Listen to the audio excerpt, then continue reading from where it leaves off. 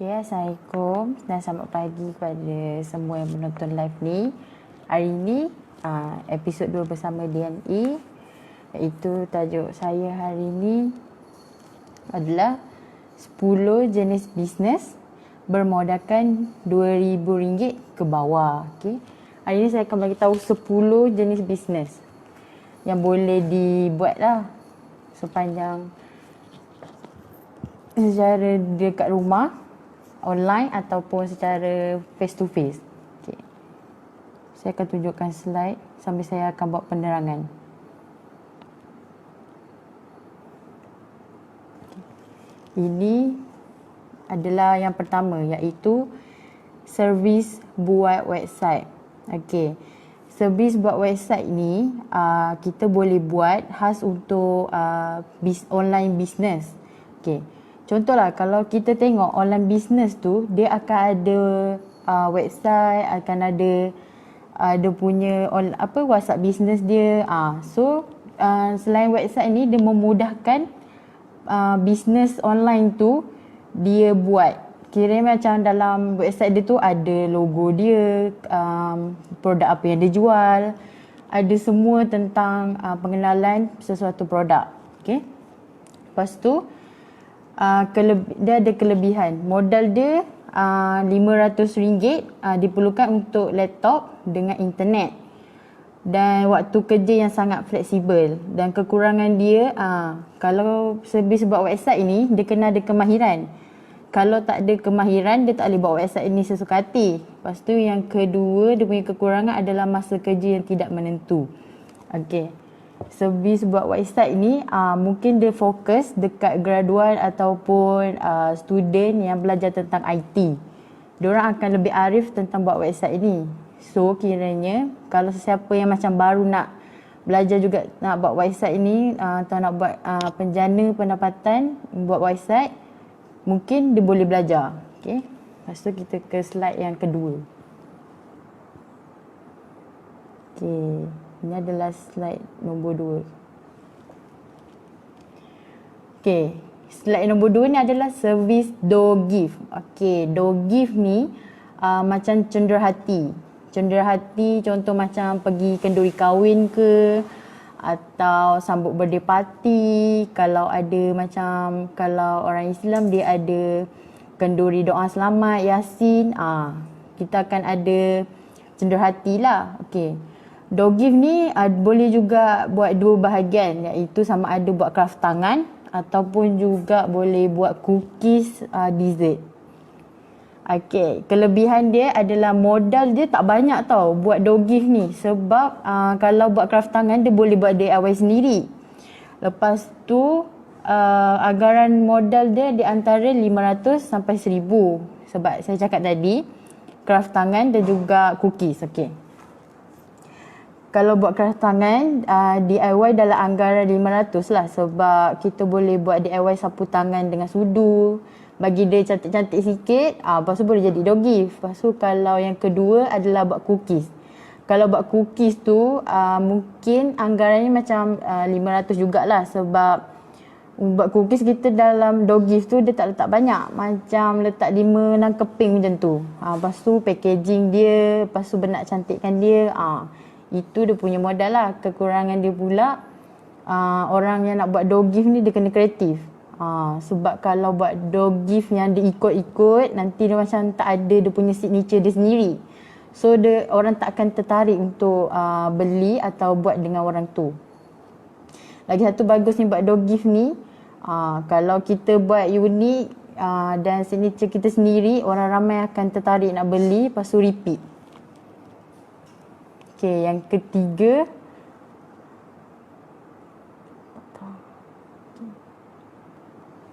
Okay. Yang ketiga adalah servis pembersihan rumah. Okay, servis pembersihan rumah ni, dia semua orang boleh buat. Modal dia pun tak banyak. Modal dia hanyalah 500 untuk membeli kelengkapan. Lepas tu kekurangan dia masa kerja yang tidak menentu dan memerlukan tenaga yang lebih. So pembersihan rumah ni sebenarnya dah lama dah orang buat. Dia macam kita cari customer atau customer cari kita. Kiranya dia ada dua, sama ada kita sediakan kelengkapan macam penyapu, mop, vacuum, ataupun orang tu sediakan kita just guna je. Itu dapat jimat dari segi modal lah. So kiranya kita datang rumah orang tu, dia akan bagi jam untuk kita siapkan kerja dalam rumah tu. So bila kita siapkan kerja dalam rumah tu, kita kena ikut masa dia. Contoh, dia suruh kita kemas bahagian ruang tamu dengan dapur. Dia nak siap dalam masa 2 jam. Dia bayar, kemungkinan dia bayar dalam 200 ke 1,5 macam tu. So kita kena buat ikut masa dia. Kita jangan sambil lewa. Lepas tu buat dah tak edah. Yang penting kena bersih, kena puaskan hati pelanggan. Sebab kalau tak puaskan hati pelanggan, dia takkan repeat kita punya servis lah. Lagi satu, pembersihan rumah ni dia kena ada pengalaman lah. Kalau contohlah pergi bersihkan rumah orang, lepas tu dia suruh bersihkan macam dekat rumah orang dah ada habuk-habuk tapi awak lupa nak So dia bagi bad image lah. Lepas ni dia macam tak nak lah buat servis pembersihan rumah dengan dia. Dah lah suruh hilangkan sawang-sawang kat atas, dia tak buat. Lepas tu bayar nak kena ikut dia punya harga.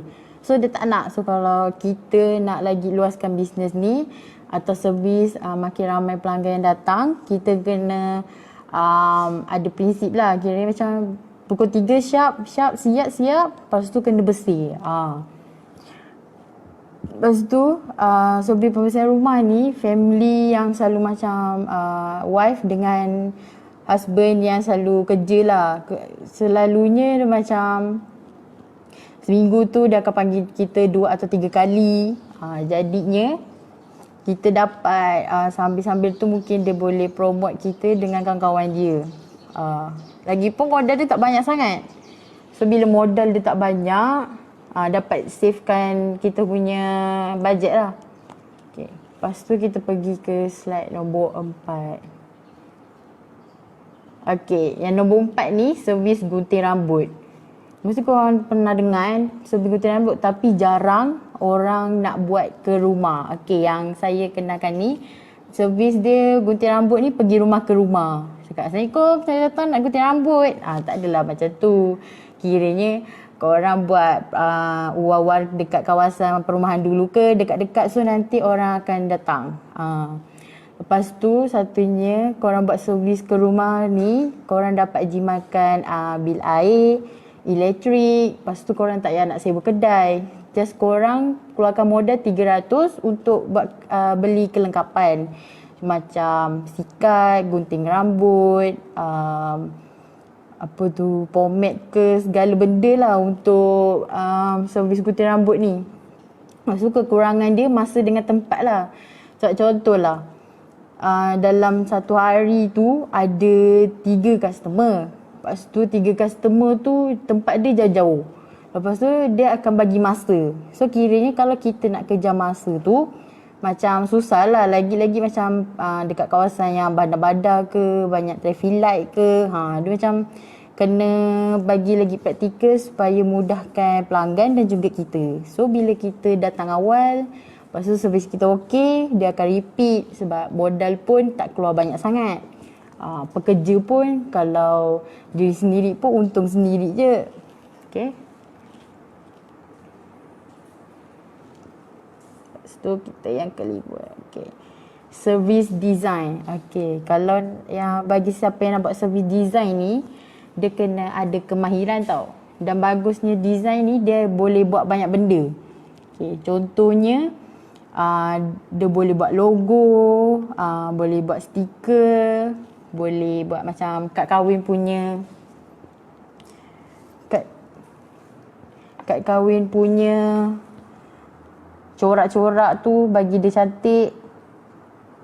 Lepas tu design ni pun dia boleh approach banyak bidang lah.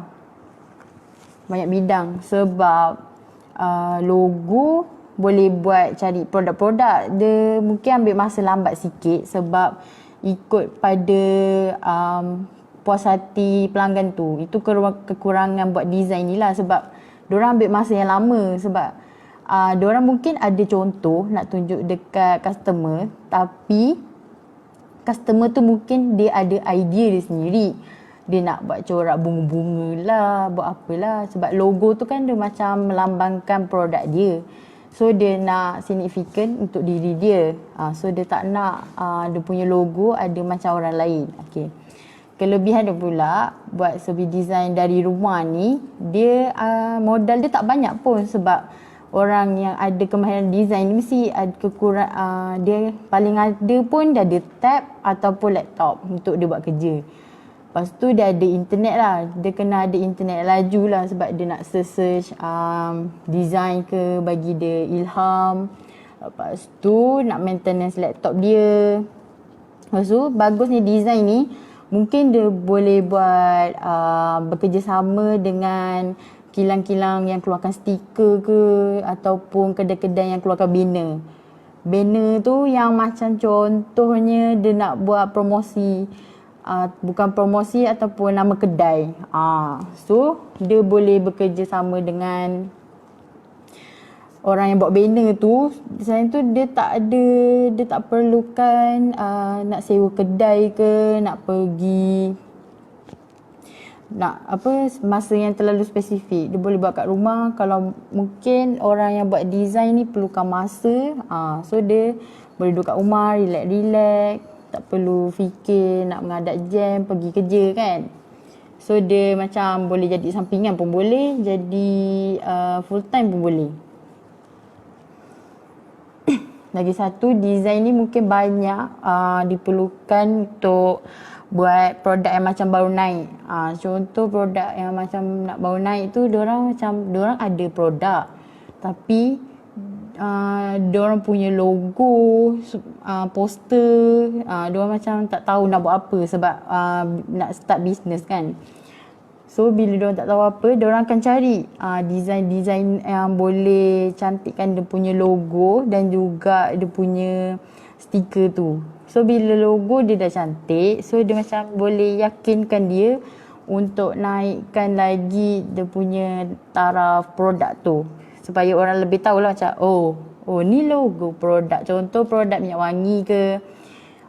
Okay, ni macam minyak wangi hari tu beli sebab diorang tengok daripada produk punya logo. So kalau produk tu tak ada logo, dia macam produk tu macam ke produk ni ada. Sebab kalau tak ada logo mungkin dia macam susah nak signifikan company tu sendiri. So yang keenam ni servis cuci kereta. Ini mesti semua pernah dengar car wash. Car wash tu kita yang kena pergi kan. So yang 6 ni servis cuci kereta kita yang pergi rumah orang. Yelah, kebanyakannya orang ni jarang kalau dah penat kerja, tengok pula kereta dia kotor, dia nak keluar tu macam lambat lagi. So, dengan adanya servis cuci kereta ni, diorang tak payah susah nak keluar, nak ngadak jam, lepas tu nak stres, penat-penat lagi orang-orang yang bawa kereta manual tu. Mana tahu dengan adanya orang-orang yang macam ni tak terlalu rajin untuk keluar, kita timbulkan servis cuci kereta. Sambil cuci kereta, kita cuci hati sekali. Okay, okay, modal dia tak banyak. Sebab, come on lah. Setakat baldi, sabun basuh kereta, span dengan kain. Tak sampai pun. Sebab saya letak harga 200 ni untuk duit minyak orang tu ulang alik. Lepas tu, lagi satu mungkin kalau pelanggan kita tu nak kurangkan kos, dia boleh sediakan juga baldi sabun. Kita just diorang just bayar untuk upah tenaga je. Kita datang situ, kita basuh-basuh, kita set kering. Nanti bila dah siap basuh semua tu, dia just bayar upah je lah. Kita tak payahlah bawa segala baldi, segala sabun semua tu. Lepas tu lagi satunya, mungkin bila kita masa buat servis cuci kereta ni, dia macam boleh kenalkan dekat kawan-kawan dia. Kita punya servis cuci kereta mungkin akan jadi lebih naik taraf lah. Mungkin lepas dah lama tu dah boleh beli vacuum ke, dah boleh sambil-sambil tu polish kereta ke.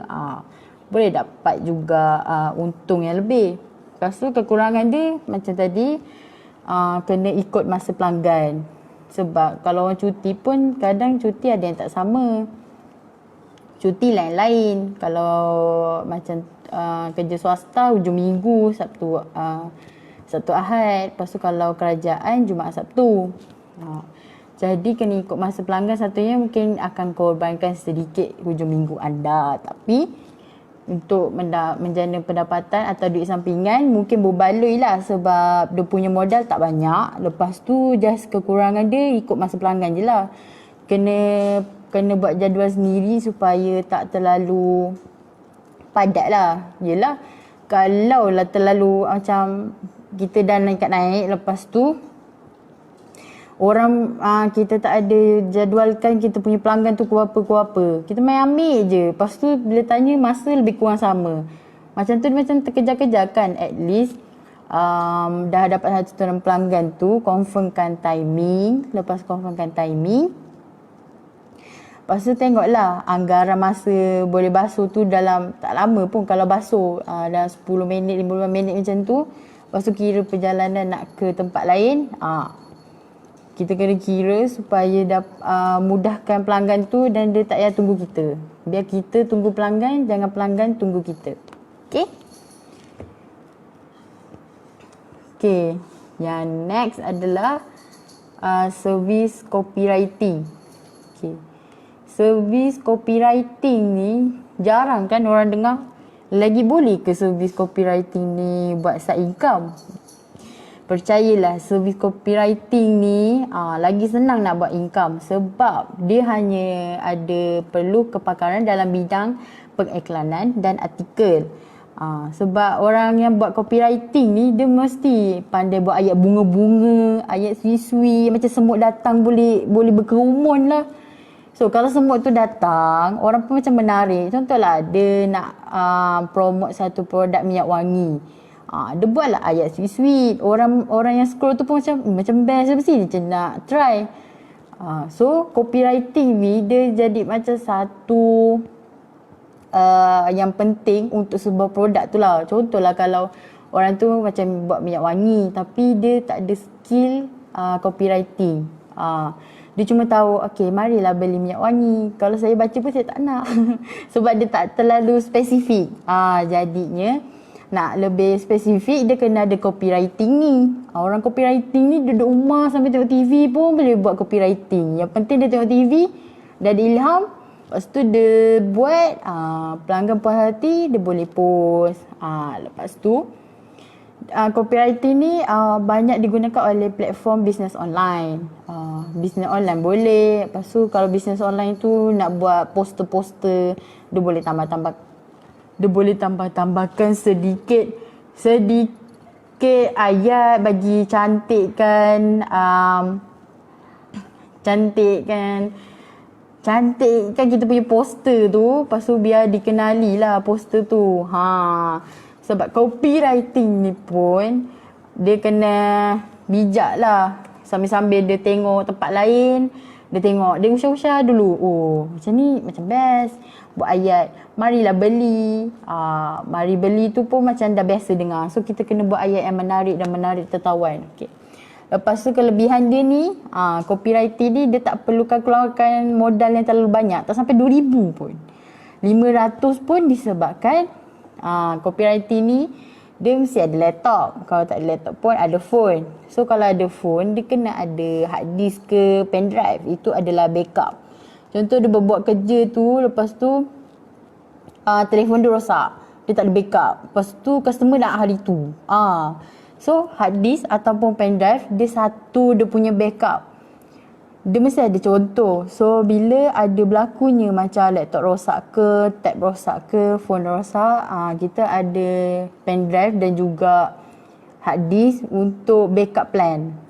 Jadi bila macam ada something ke rosak, kita tak payah cakap dengan pelanggan macam ni, maaflah saya punya rosak. Mesti jawab, itu bukan masalah saya, itu masalah awak. Awak punya kerja, awak patut siapkan ikut masa. Betul juga. Orang kata customer always right.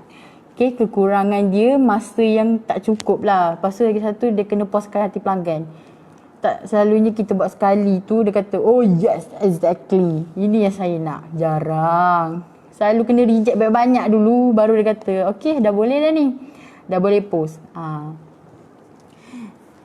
Itu dia punya kekurangan sebab dia kena fikir ikut cita rasa pelanggan. Lepas tu sambil tu dia kena review, kena tengok-tengok produk lain.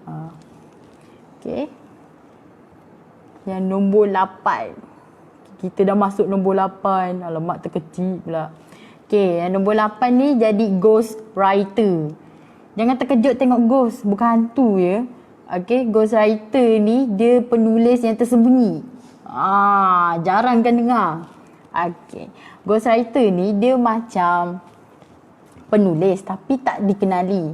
Contohlah, mungkin ada sesetengah usahawan yang buat buku. Kan ramai kan kita tengok Insta famous ke, apa datuk-datuk yang terkenal, diorang akan buat buku. Tapi kadang-kadang diorang cuma macam contoh dia ceritakan dia punya pengalaman tu dekat seorang ni, dan seorang ni dia akan cari ghostwriter. Ghostwriter tu yang akan buatkan cerita dia tu jadi satu yang menarik. Selalunya kita cerita, weh aku nampak anjing, weh aku nampak kereta tu accident. Tapi masuk artikel pada masa yang tertentu ada berlakunya accident. Kan dia macam cantik. So jadinya ghostwriter ni dia lagi mencantikkan dan macam buku dia akan jadi tebal lah. Macam 1 sampai 200 muka surat ke. Okay. Lepas tu jadi ghostwriter ni dia kena ada imajinasi. Lepas tu dia kena ada kemahiran lah. Itu dia punya penting. Paling penting lah. Sebab kalau tak ada kemahiran jadi ghostwriter susah. Orang tu punya cerita kadang takut tak sampai ke, maksud dia berlainan ke, tak menarik, dah rugi. Lepas tu bagusnya dia boleh macam pergilah dekat usahawan yang baru nak meningkat naik tu, dia boleh tanya, encik nak buat tak buku pasal perjalanan permulaannya bisnes daripada kecilan sampailah dah besar. Sebab selalunya kita ni suka minta petua ataupun cerita penuh daripada usahawan ataupun tokoh-tokoh yang terkenal, sebab kita mesti nak tahu macam mana pengalaman dia ataupun cerita-cerita yang macam berguna untuk kita. So bila adanya kita yang berminat untuk baca, adalah ghostwriter. Ghostwriter ni lah yang akan tolong usahawan atau tokoh tu untuk buat buku. So diorang takkan dikenali. Nama tu akan jadi nama tokoh dan usahawan tu, bukan nama dia. Okay, kelebihan dia punya modal tak sampai pun 1,500 je. Sebab jadi ghostwriter ni mestilah dia ada laptop. Tab. Lepas tu dia kena ada servis. Kalau tak servis, dia akan rosak. Dan juga kena ada hard disk dan juga pendrive. Itu penting lah sebab bagi backup plan kan. Kekurangan dia masa yang tidak fleksibel lah. Kadang macam selalunya lah kalau buat pasal penulisan ni, orang dia takkan terus dapat ilham masa tu juga. Dia macam, dia ikut dia lah. So kira macam waktu untuk kita rehat macam terganggu sikit lah sebab nak siapkan tempo. Sebab dia ada bagi tempo untuk contoh dalam masa selalunya dalam 3 tahun atau 2 tahun nak buat manuskrip untuk sesebuah buku. So bila manuskrip tu dah siap akan ada orang tolong check.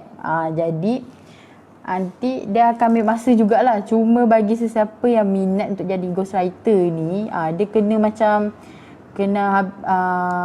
tumpukan dekat satu benda supaya macam dia tak terlalu ambil masa yang lama lah. Sebab kalau jadi ghostwriter ni dia kena fokus dengan benda tu je. Kalau dia macam terfikir nak buat benda lain, dia macam susah nak siap dalam masa yang dia tu macam 3 tahun tu. Dalam masa 3 tahun tu ada pula tokoh lain atau usahawan lain nak suruh dia buat buku. Mungkin dia boleh ambil tapi dia kena minta timing supaya dia dapat siapkan manuskrip yang sebelumnya. So kiranya dia tak tergopoh-gopoh lah nak siapkan manuskrip untuk pelanggan dia yang sebelum ni. Okay. Yes. Kita akan ke nombor skrip yang ke-9. Skrip 9. Okay. Yang nombor 9 adalah khusus jual atas talian. Jangan betul kita dengar khusus jual atas talian. Okay.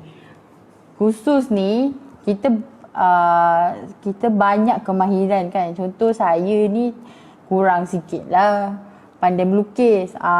Saya tak pandai melukis, tapi saya berminat nak melukis.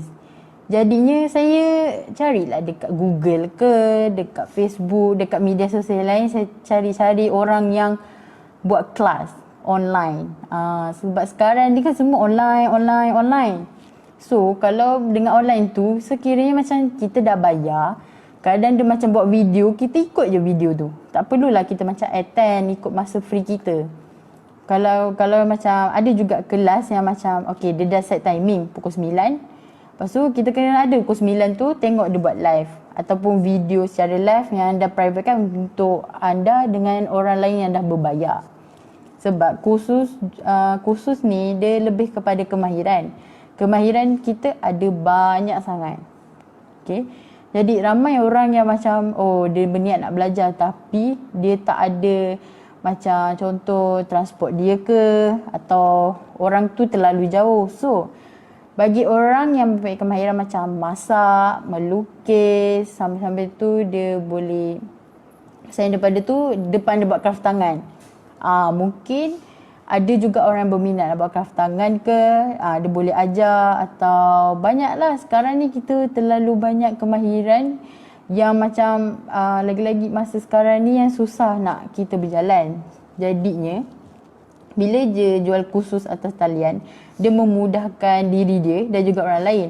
Dan lagi satu, modal dia tak banyak pun. Dalam anggaran RM300 sebab dia kan mesti ada telefon.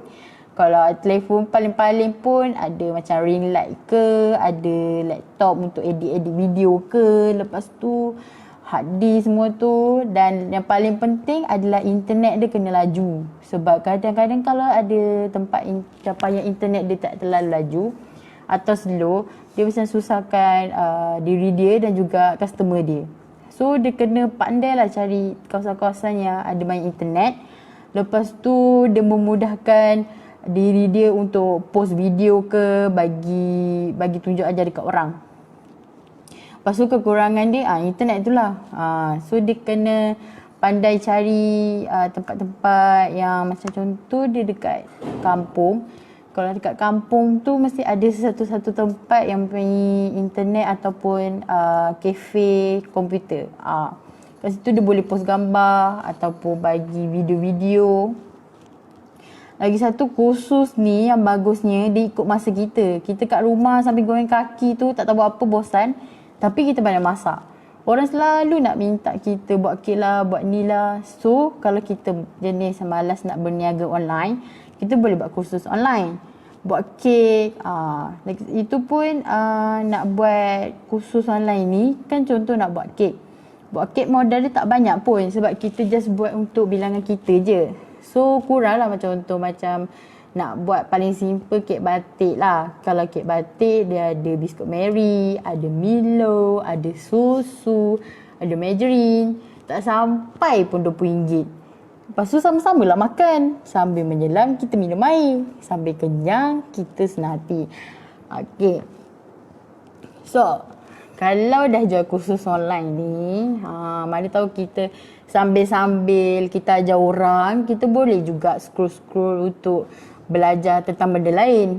Sambil kita dapat ilmu, sambil kita ajar orang, mungkin ilmu cepat masuk.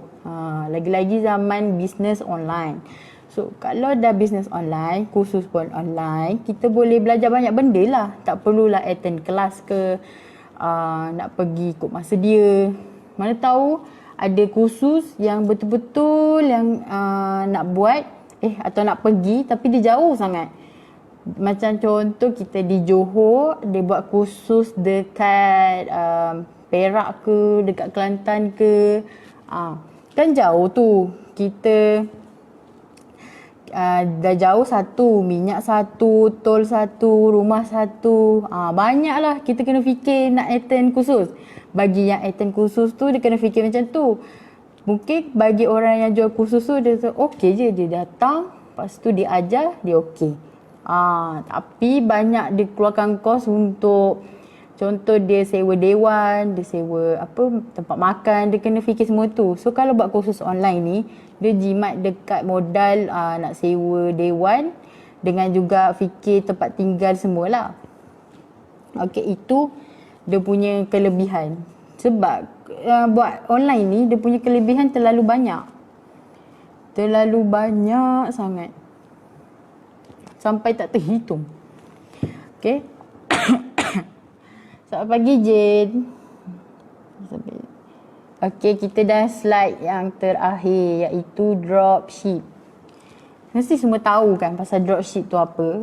Okey, dropship ni kita hanya menjadi orang yang tukang post produk. Okey, cari-cari orang. Lepas tu sambil kita jual ni kita dapat untung. Dan lagi satu, modal dia tak banyak. Sebab setengah dropship paling tinggi pun 200. Cuma kekurangan dia internet je lah, itu kekurangan dia. Okay. Bagi mudahkan untuk faham, dropship ni dia cari dekat online satu produk. Okay, contoh produk minyak wangi. Okay, minyak wangi contoh dia besar macam ni, kecil atau besar macam ni lah, 500 ml minyak wangi. Selalu orang jual dalam RM16, dalam hampir RM20. Lepas tu selalunya harga dropship ni dia murah. Contoh dia jual dekat satu customer ni RM16. Tu tak termasuk shipping. Okay. Lepas tu harga dropship dia dapat adalah RM10. So dia dapat untung adalah RM6. Dia memang keluarkan RM200 untuk jadi dropship. Tapi selalunya nak jadi dropship ni, ada certain produk dia kena bayar setiap bulan. Ada yang sekali bayar terus jadi dropship dia. So bila jadi dropship dia yang untungnya ada juga dekat yang bayar tiap-tiap bulan, dengan juga bayar sekali terus masuk jadi selama jadi dropship. Contoh dia macam tadi dia jual minyak wangi RM16, lepas tu dia dapat harga dropship RM10. So dia ada RM6. RM6 untung dia satu hari. Kalau satu hari tu dia ada 10 atau 5 orang, berapa banyak sehari tu dia boleh dapat. So banyak betul tak? Dan lagi satu, korang mesti tahu kan, DNE ada ambil dropship. Dan dropship kami tak perlu bayar apa-apa pun. Hanya perlu daftar dan kami akan bagi korang poster ataupun semua bahan-bahan untuk korang post dekat media sosial. Bila korang dah jadi dropship kami, banyak kelebihan yang kita orang akan bagi. Sebab bila jadi dropship, diorang akan belajar pasal marketing. Marketing ni diorang kena belajar pasal macam nak promo, macam nak tarik perhatian orang. Lepas tu banyak persaingan bisnes-bisnes. So bila diorang dah jadi dropship, dia macam satu permulaan untuk diorang buka bisnes sendiri. So dalam 10 jenis bisnes di bawah anggaran RM2,000, saya rasa berbaloi untuk mulakan start daripada dropship dulu. Sebab dengan dropship ni mungkin untung dropship dia boleh buat servis gunting rambut ke, buat servis basuh kereta ataupun servis bersihkan rumah. Jadi dropship ni juga boleh jadi satu tunjang juga untuk diorang belajar tentang bisnes. So bila diorang dah ada basic business, diorang tak perlulah nak macam tanya-tanya orang. Mungkin diorang boleh tanya orang untuk lebih banyak belajar.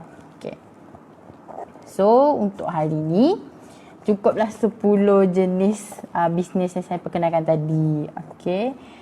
Dan sudah berakhirlah saya punya live hari ini.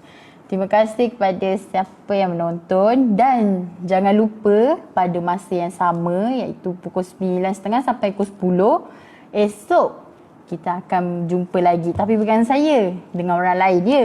Kita akan sentiasa menemui anda. Okay? Terima kasih. Assalamualaikum.